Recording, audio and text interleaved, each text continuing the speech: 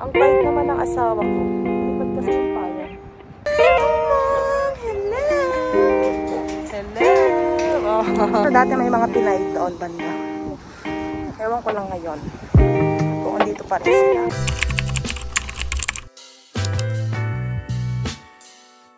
Hi guys! Welcome back again to my YouTube channel. So today is Sunday. Wala tayong gagawin kundi maghinata sa higaan. So ayan, ito yung asawa ko guys. Sinisipon siya. Sinisipon ka? Sinipon siya kasi nga naglakad kami kagabi. Ay ginabi na kami guys. Umuwi. So maambon. Ayan, sinipon siya lalo. Buti na lang ako hindi. So ayan. Mamayang konting yan guys, aalis na siya. So uwi na siya dun sa ano nila, sa company. Every weekends lang talaga kami nagkikita. Okay ka lang? Ayan guys, nanonood na naman kami ng ano, Mobile Legends. Yan lang yung ano namin. Hobby. Pero hindi na kami naglalaro ng Mobile Legends. Wala nang time. And nakaka-addict kasi, di ba? Siya kasi, binubuhat ko lang siya eh. It's a joke! Pero bagong lahat, guys, mag-shoutout pala ako. Mag-shoutout ako, no? Kasi nilista ko na yung isa-shoutout ko, guys, para hindi ko na makalimutan. Wait lang, guys. Kunin ko yung listahan. So, sa mga gustong pa-shoutout, guys, just comment down below para ma-shoutout ko kayo. And ilagay nyo na rin yung full name nyo kasi sa YouTube, diba, minsan hindi yung mismong name yung nakalagay. May nakalagay nga, user 135, ganon. So, ilagay nyo yung pangalan nyo, guys, para ma-shoutout ko kayo ng maayos. Ito na yung mahiwagang papel, guys. Mahiwagang papel. Shout out kay Aljan Bueno. Shout out din kay Samuel Bontigao 5778. Shout out kay Hershey Sarmiento. And JM Mina 2361. And shout out kay The Funny One TV .768. So, shout out po sa inyo and nababasa ko yung mga comments ninyo. Nakakataba po ng puso. Maraming salamat po. And sa mga gustong magpa-shout out guys, gaya ng sabi ko, just comment down below and ilagay nyo yung inyong full name para ma-shout out ko kayo ng maayos. So, ayun guys. Thank you! So, mag-aalas 3 na guys. Nakapag-lunch na kami kanina and ang ulam namin is sinigang. Kamusta yung sinigang ko? Siniganggang masarap. Weh! Masarap na naman. Weh! Sabaw, favorite. Almost favorite sinigang. Luto ng asawa ko. Ha? So, ayun, request niya yun, guys. And favorite niya yung sinigang. So, ayan. Tapos, sinisipon pa. Oo, sinisipon kasi siya. Gusto niya ng sabaw. Kaya, nagluto ako kanina. Ay, hindi na ako nakapag-vlog kanina. Anong oras na? Ngayon pa lang ako nag-vlog. Kasi, late na rin kami nagising. Alas 10 na naman ng, umaga. So, ayun. And late na ako nakapagluto. Kaya hindi na ako nag-vlog. So, later lalabas. Hindi naman lalabas din tayo sa harap ng company. Ihatid natin siya doon. Ihatid lang kita doon sa harap ng, company. Ihatid kita sa bus stop? Ano ka ito? Pwede din, para bibili ako sa 7-Eleven. I think, no? Oh? Or ihatid ko na siya guys sa 7-Eleven and bibili din. Oras niya. Really? Oh, magbihis ka na. So, yan guys. Kasi yung bus ko. Anong oras yung bus mo? 3? Wala stress na eh. No. Magbihis ka na. So, yun guys. Pupunta kami ng 7-Eleven. Ba't wala pa? So, ayan guys, papunta kami sa 7-Eleven. And para hihatid ko na rin ang aking asawa. Kasi magbabus stop. Ay, pupunta kami ng bus stop. Next week na naman. Mamimiss ko na naman siya. Ay! Chusera. So, ayan ang company namin guys. And nandiyan ang amo namin. Ayun yung sasakyan niya. Ewan ko, lumipad. Yan. Medyo mahangin ah. Ang bait naman ng asawa ko. Lumipat kasi yung payong. Baka kay amo ko yun. Baka mahulog dito sa kanal eh. Ang lalim pa naman ng kanal nila dito. Ayan o. Talaga mapipili ka kapag nahulog ka dyan. So ayan guys, lakad muna kami. Ang cute na aso guys. Hi, Momong! Hello! Hello! Oh. Hello! Bye-bye! Mong. Saan ka pupunta? To the moon. To the moon? Di, uwi na ako. Magbabakasyon siya guys. Tatrabaho na naman ako guys. Sana all. Mahilig ako sa mga hayop guys. Aso, pusa, kahit nga kambing tsaka bibe. Dati nung nasa Pinas pa ako, meron akong alagang kambing at alagang bibe. Ayun. Kahit anong hayop pa yan. Except snake. Takot ako sa mga ahas. And ito guys, merong ano dito, school for dogs. Yan dyan. Ang galing. School ng mga mong. Para sa mga aso. Mong. Mostly ng mga Koreans dito talaga hindi na sila nag-aanak. Mas gusto na nila yung ano, aso. Aso lang. Yung aso na lang yung mga ano nila, anak. Pinag-aaral. Oh, pinag-aaral nila dyan. Ayan. School ng mga ano yan, aso. Nagtitrain. Sila guys. Nagtitrain sila dyan. May service. Saan? Ha? Sakyan mo. Nakaka-relax din talaga maglakad guys, lalo na ganyan, humahangin. Lamig ng ano, hangin. Pero pag summer, ay nako. Sobrang init. Daming mga ibon din dito. Kung kahit nakaano yung naririnig nyo guys. araw. Hindi naman gasyadong mainit kapag sa balat. Kasi yung hangin lang ay kasama ng ano, malamig na siya. Yung inini ng mga ibon. Ano? Share mo lang. Ano ng mga ibon dito. Farm dito guys. Maglakad, walang marites sa daan. Hi! And anino. Yan guys, linibre niya ako. Libre niya ako guys. Ang sarili na siya. Meron kami, ayan ha. Linibre niya ako guys. Siya magbabayad. Salamat. Habang hinihintay namin yung bus. Okay guys. Okay, thank you. Guys. Alamos na kami.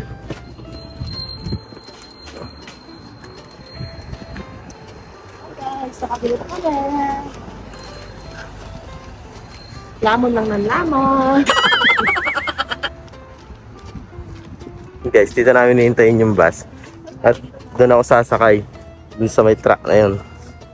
Hihintayin ko yung bus. Nasa 20 minutes pa. Kaya magkano muna kami. Chichirya. Saka kape. Mugu-mugu sa kanya. Tsaka yung chichirya.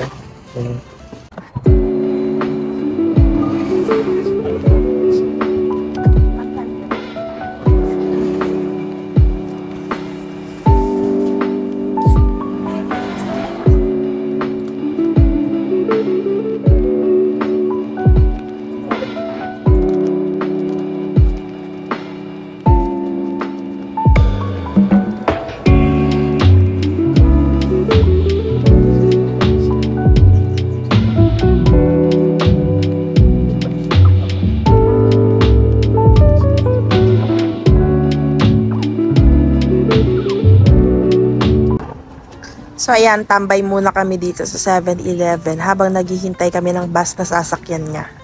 Ilang minutes pa? 15? 15 minutes. Doon. Sa ano, yan yung may stand na ano yan guys. Sa tabi ng truck, doon yung hintayan ng bus papunta dun sa station. papunta sa train station. So, ayan. Snack muna kami. Papunta na kami sa bus stop, guys. Hatid na natin siya. Bye-bye! Oh, baby, you're... Next week ulit. Lipat muna tayo ng daan, guys. Maghanap buhay muna. Ay, yung hangin.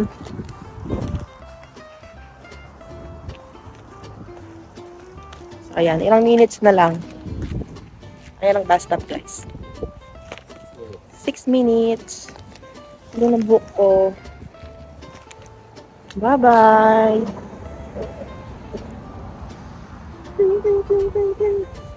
Hi guys, I'm back. Guys. So, nahatid ko na si Michael sa bus stop. Nakasakay na rin siya ng bus. So, ayan, balik pa uwi na ako, guys. Medyo hiningal ako. Ano ba yan? Takbo kasi ako eh. Kasi malapit na mag-stop yung pedestrian lane. So, ayan. Lipat muna ako, guys. Daming sasakyan. So, ayun na nga, no? Monday na naman bukas, which means trabaho na naman. Ang bilis lang ng 2 days off. So, ayun. And ang bilis din ng panahon ngayon, guys, no? Kasi ilang months na lang, matatapos na naman yung 2023. Grabe. Kaya kailangan every moment counts. Ay, ganon. Kisera. Diba yan? Sorry guys hinihingal ako. Layo na nilakad ko eh. Dito din kami dumaan kagabi. Madilim lang kasi, madilim lang. Kaya hindi nyo kita yung nadaanan namin ng nakaraang vlog namin. So, yan. Kahit sa tabi ng daan, guys, nagtatanim sila. Ayan, o. Sulit lahat, kahit anong part ng dito, merong lupang available. Tatamnan nila. O, sino kasi? Sili. Nasisira na lang. Diba? Masinap talaga yung mga Koreans. Walang nasasayang na lupa. Tatamnan at tatamnan nila. Ang galing. Tingnan nyo guys, oh. Nasira na lang. Pero itong mga sili na to, I think, gagawin nilang dried sili. Papatuyuin nila. Ang galing. Yun, no. Na-amaze ako pag nakakita ko ng ganyan. Gusto ko din magtanim-tanim eh. Kaso, ayun lang time. Next time, sa Pinas. Pag nakauwi na for good, magtanim-tanim. Ganda din kasi yan guys, di ba? Yung may sarili kang bakuran, magtanim ka ng kalamansi, kamatis, lalo na sa mahal ng bilihin ngayon. Maganda talaga yung meron kong ganon. May mini farm, mini garden, ganon. Grabe. Buti na lang mahangin. Medyo presko. Kahit matatanda na dito guys, nagtatrabaho pa rin. Minsan nga, mostly, nagtatanim sila. Yung ginagawa nila. Ayaw nila nakatenga sa bahay. Ang galing nila, no? So, ayan guys. Maglakad muna ako and i-update ko kayo once nakauwi na ako. So, ayan guys. Lakad lang tayo. Ay, mga aso. Ay, wag ka. Hala. Tingnan niyo si Lola. Nagtanim siya guys. Nakakaawa minsan, di ba? Pero alam ko naman siguro mas mayaman siya kasi may sarili siyang lupa guys. Yun siya nakatira eh. Kahit nakita mo silang ganon, may kaya yung mga yon. Talagang hobby lang nila yung nagtatanim. Dati nga, nung unang nakita ko siya, naawa ko. Sabi ko, ang tanda-tanda na niya. May tinutulak siya ng ganun. Kasi lagi ko siya nakakasabay maglakad. Yan pala, may sarili siyang bahay doon. And lupa. Ay, don't judge the book by its cover. Sabi nga nila. So, ayun. Sipag na yung lola. Okay. Dito na ako sa tunnel. Lah. Okay. Grabe. Pagod ako. So, ayan ang company namin, guys. Andiyan ang sasakyan ng amo ko. Dito tayo banda dumaan. Para makita niyo yung banda doon. Ang daming company dyan, guys. Pero mostly dito, yung mga foreigner na hina-hire nila, mga Thailander. Pero dati may mga Pinay doon banda. Ewan ko lang ngayon kung andito pa rin sila. Daming company. Malay nyo, isa sa mga company dyan. Doon kayo makakapagtrabaho, guys. Diba? Ang daming company dito sa South Korea, guys. Kaya huwag kayong mag-alala. Maraming mas-select lalo next year. Kaya galingan nyo sa exam, guys. So, andito na ako, guys. Ilalagay ko muna to sa kusina, sa ref. Para hindi masira agad. So, ayan. Punta muna ako ng kusina, guys. So, dito ako sa kusina. Lagay natin to sa ref. Itong binili kong gatas. Ito, guys. Uyo.